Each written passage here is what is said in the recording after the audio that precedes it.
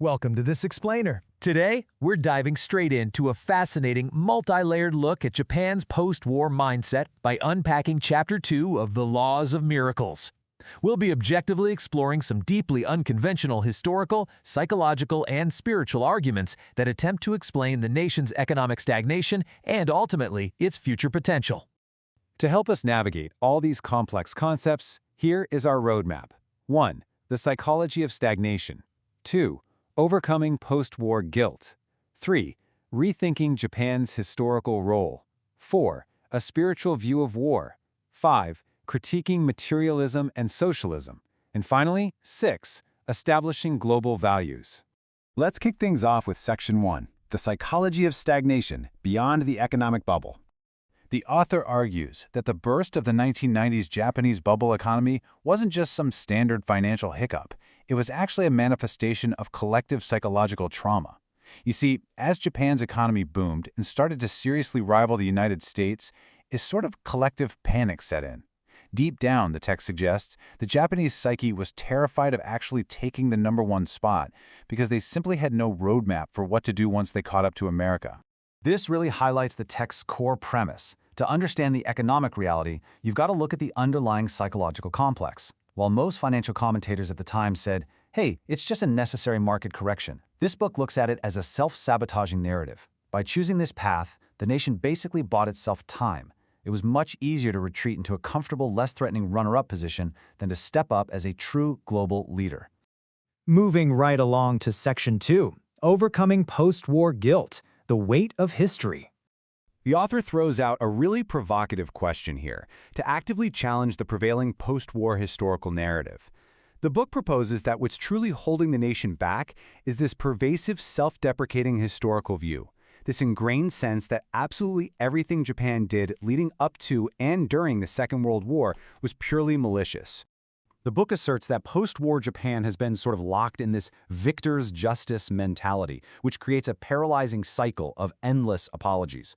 The text specifically points to the Tokyo trials as establishing a narrative of inherent evil, and even calls out certain foreign religious movements active in Japan that push this idea of an original historical sin. And the author is firm on this point. Without shaking off this guilt complex, Japan simply cannot forge a meaningful path forward in the 21st century. Which brings us to Section 3, Rethinking Japan's Historical Role, from Meiji to WWI. To untangle this guilt, the book maps out a very specific historical sequence. Starting way back in 1853 with Commodore Perry's arrival, Japan was essentially faced with a stark choice: modernize and defend itself or become a colony like so much of the non-Western world. The author frames the subsequent military actions not merely as unprovoked aggression, but as a desperate, urgent fight for national survival against aggressive Western imperialism. Furthermore, the text claims that these conflicts actually served a massive, almost unintended purpose: dismantling white supremacy and sparking the liberation of colonies. By highlighting the Russo-Japanese War as a major turning point, the source argues that defeating a European power shattered the absolute myth of Western invincibility. In this framework, the legacy of the Greater East Asia War was ultimately the crumbling of Western colonial empires, leaving behind a world where Asia and Africa were finally freed from centuries of foreign domination. Let's pivot slightly with Section 4, a spiritual view of war, the role of the divine. Now here's where things get really fascinating. The text introduces a totally unique religious framework with the concept of national gods, spiritual entities believed to guide and protect a nation's destiny.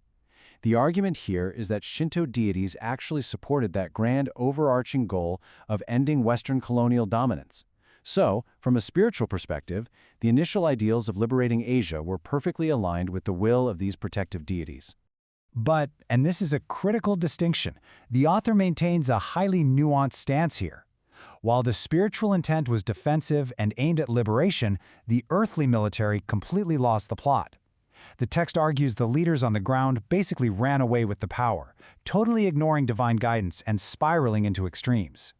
So while the macro objective of ending colonization ultimately succeeded, the horrific methods and the human tragedy of the war were a massive failure of human execution, leading to Japan's devastating defeat.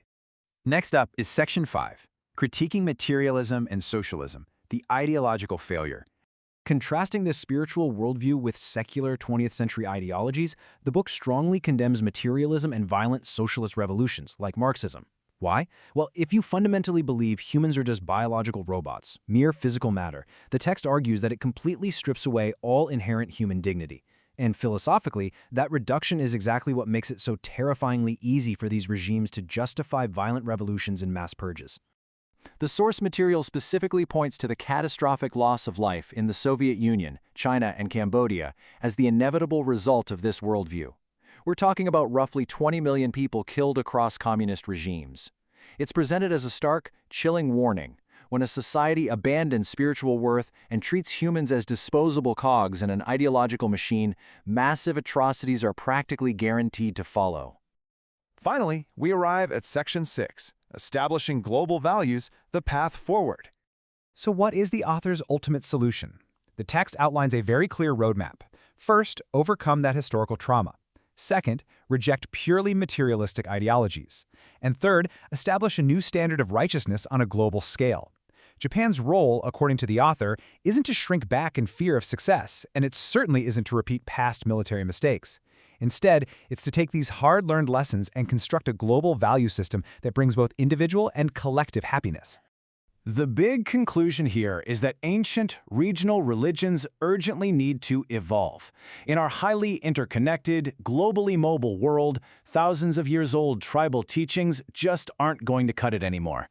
To prevent ideological clashes and actually guide humanity forward, the author argues we need a unified, modern spiritual teaching, one that successfully bridges the gap between rapid scientific progress and fundamental spiritual dignity.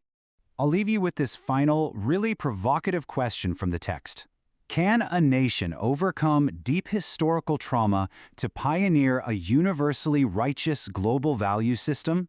By untangling the psychological knots of post-war guilt and firmly rejecting materialism, the author of The Laws of Miracles truly believes a brighter, unified future is out there.